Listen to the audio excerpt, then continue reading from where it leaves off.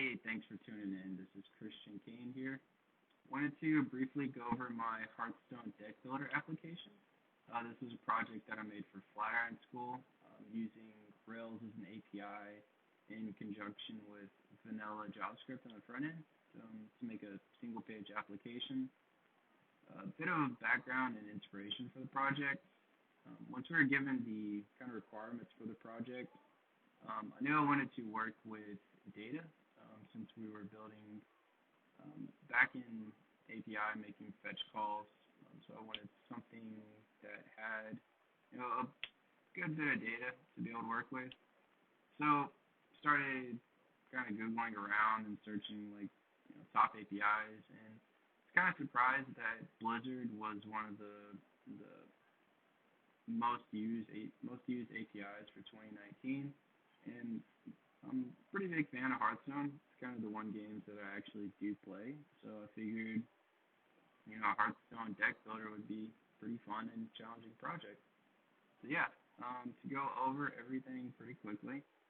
Up top we have a list of the different heroes that you can choose from.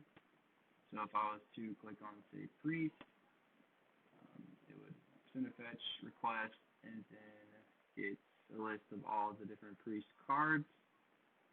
We can also filter through the cards to see all like that. We can reset. We can also search by the title. There we go. We also have a list of neutral cards. These are cards that can be added to any deck regardless of the hero type. So to go ahead and build out a deck pretty quickly, so whenever we click on the different cards, we actually add them over to the deck, and the deck is showing a list of cards filtered or sorted by name, or first by cost and then by name.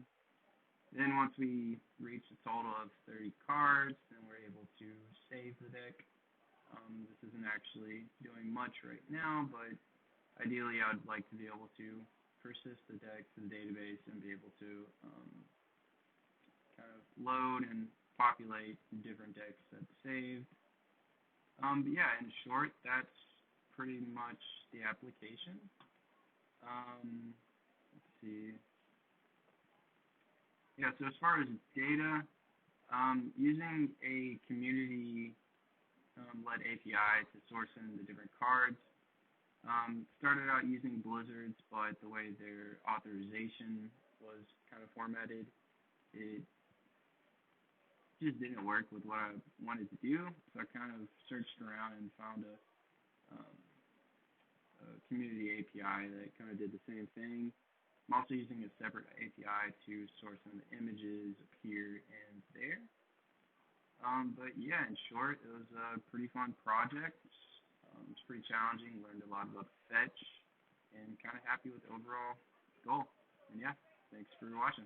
Bye.